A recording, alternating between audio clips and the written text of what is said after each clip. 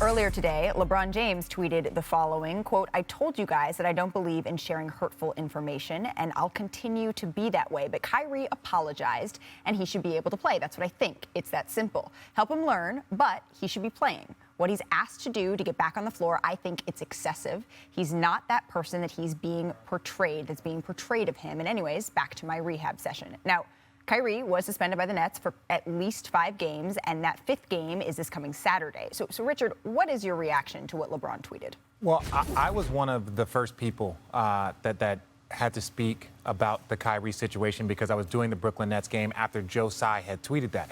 And I had spoke to Kyrie before and trying to get an understanding of what he was talking about and what was going on. And one of the things that I said to him is, you have to listen to people when they speak.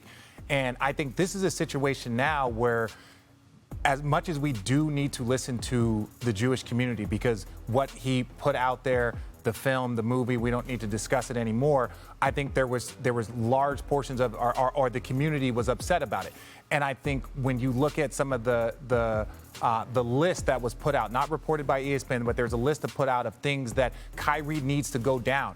And now the African-American, the black community is feeling a certain way about that. And I think just like we have to listen to one community, I think we need to listen to the other community, our community. You have to listen to both sides because this is a communication thing.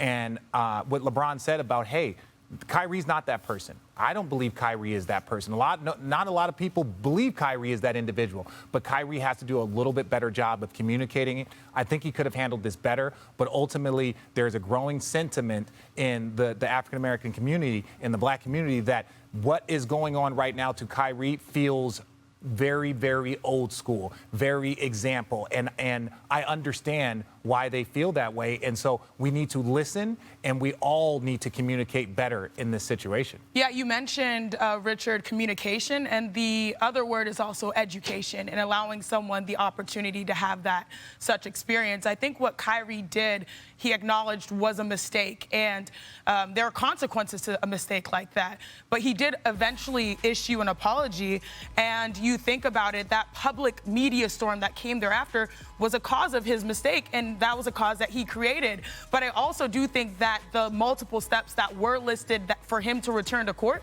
is more so due to the public nature of it than what is actually happening when a player and an organization or a player and a team have an issue. It's more due to that public outcry and being disappointed in what this situation was versus what the actual process of honoring a player that is to be able to play actually is. And so I look at this, Kyrie apologized. I agree with Richard. Both communities feel a type of way, but it all centers on, is Kyrie educating himself? And we have heard that he spoke to Adam Silver. We have heard that he hopefully intends to play and make this right, better. But I do think it starts with education and allowing professional athletes to not feel castigated when they're in circumstances where they've made mistakes. Well, and the sentiment that LeBron is sharing here, right, is that he feels that this is excessive. So, Brian, you've covered LeBron for a long time. What is the significance of him sharing this? Yeah, so this is part of a trend now. Jaylen Brown gave an interview to the Boston Globe a couple of days ago, right, saying some of these same sentiments, speaking as a member of the leadership committee of the Players Union, that there needs to be steps taken to allow Kyrie to come back. There was only a couple of players who publicly came out and criticized Kyrie Irving for his comments. That was actually sort of an undertone of things that happened, which was that players largely stayed silent. One of those players that did come out publicly and criticize Kyrie was LeBron James. So I think what LeBron is doing here is he's differentiating his position that Kyrie made a mistake and that that mistake has been atoned for, and it shouldn't mean that it's too harsh of a penalty. I do think that there's a bit of a risk here, taking this position to make Kyrie Irving look like the victim, but I do think LeBron felt the need to use his voice. He knows his voice is powerful, and I think it'll be interesting if in the next few days, as the 5th game of the suspension arrives, if there's more pressure, whether it's done by the union or done by other players, to try to get the Nets to qualify what their plan is for Kyrie Irving in the short-term future.